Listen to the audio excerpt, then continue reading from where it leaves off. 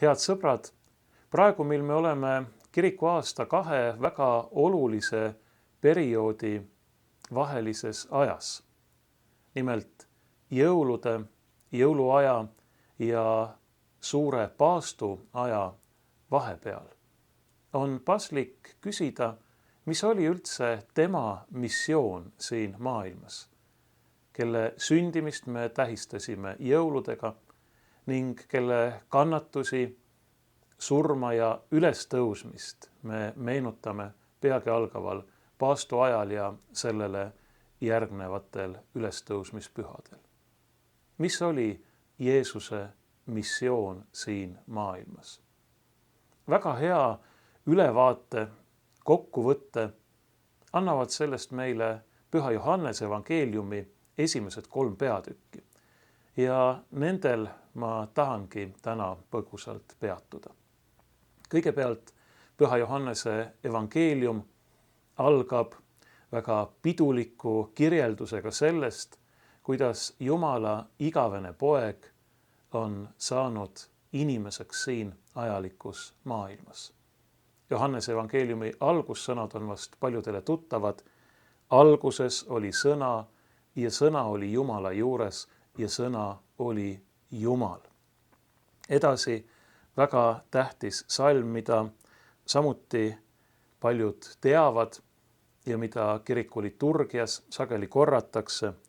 Ja sõna sai lihaks ja elas meie keskel ja me nägime tema au kui isast ainusündinud au. Ning veel, ükski ei ole Jumalat iialgi näinud, ainusündinud poeg, kes on isa süles, on temast kõnelnud. Jeesus on Jumala enese avamine, Jumala enese ilmutus meile. Tema ise on tulnud ja saanud üheks meie hulgast.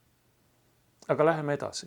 Selles samas Johannese evangeeliumi esimeses peatükis räägitakse meile Jeesuse ristimisest Jordani jões Püha ristija Johannese poolt, kes ütleb ise, mis on selle ristimise tähendus ja kes tegelikult sõnastab ka Jeesuse missiooni, üteldes, vaata, see on Jumala tall, kes kannab ära maailma patu või kes võtab ära maailma patu.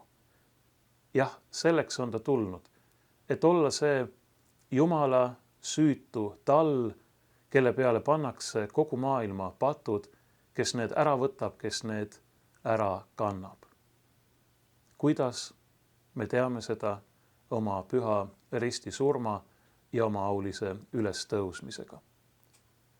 Pärast ristimist kutsub Jeesus esimesed jüngrid, kinnitades neile, et nad saavad näha väga suuri asju.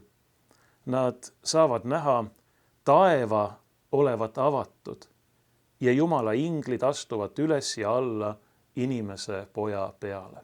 Kahtlemata on see viide Vana Testamendi loole Jaakobi unenäost, tema nägemusest selle kohta, et taevast ulatus alla maa peale üks trepp või redel, mida mööda astusid inglid üles ja alla, ning Jaakob mõistis selle unenäo järgi, et see paik, kus ta oli, on püha, et see on Jumala asupaik.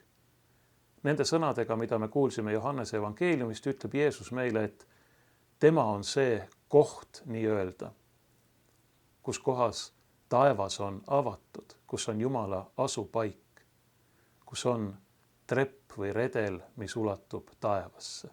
Tema on, nagu ta hiljem ütleb, tee isa juurde, tee igavesse ellu.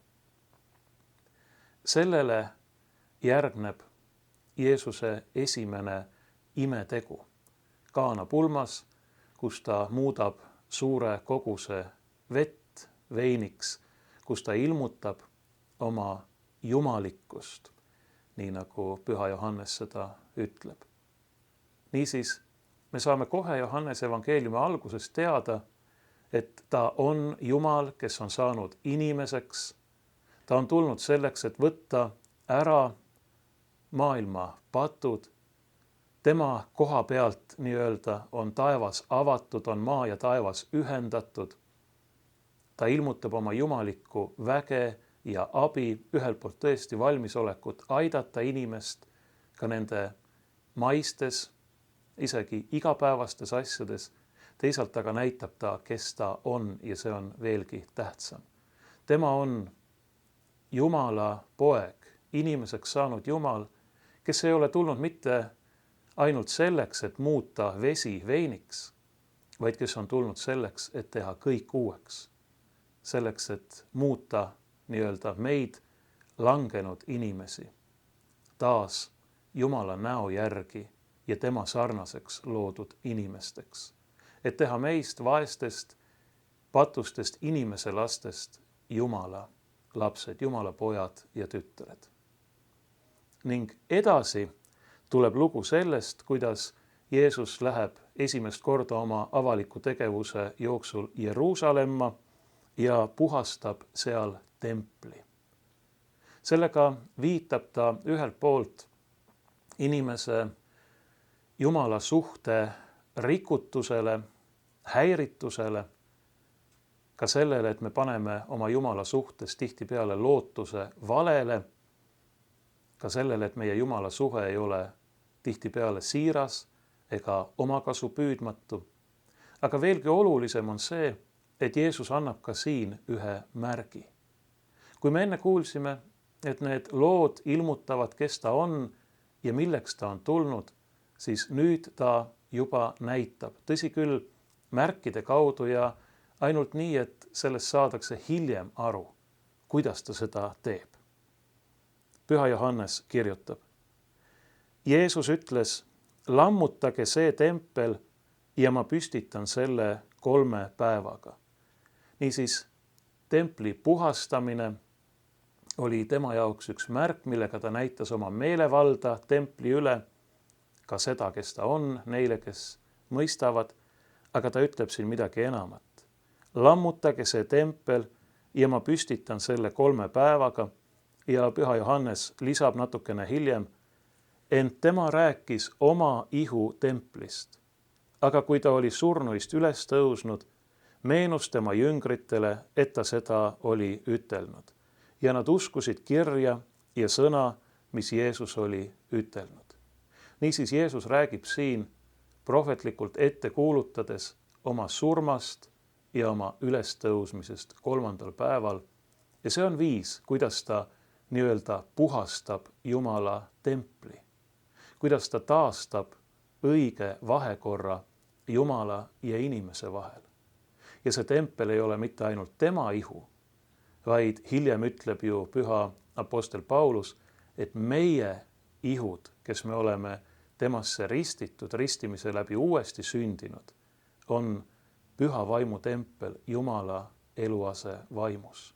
Taas see, et ta tahab kõik uueks teha.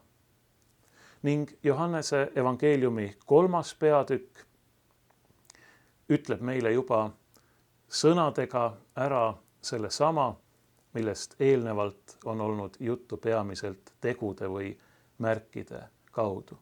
Jeesuse juurde tuleb üks juutide ülem, variser Nikodeemus ja esitab talle mitmeid küsimusi ning Jeesus vastab talle ja kõige olulisem osa tema vastusest kõlab nõnda.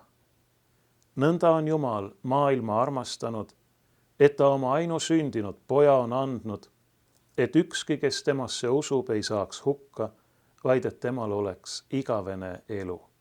Sest Jumal ei ole oma poega läkitanud maailma, et ta maailma üle kohut mõistaks, vaid et maailm tema läbi õndsaks saaks.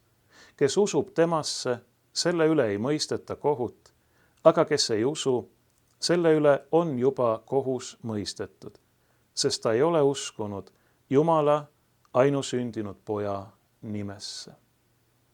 Jumal on saatnud oma poja, et me võiksime pääseda ja pärida igavese elu. Ja Jeesus ütleb siinsamas veidi eespool ka, kuidas ta seda teeb.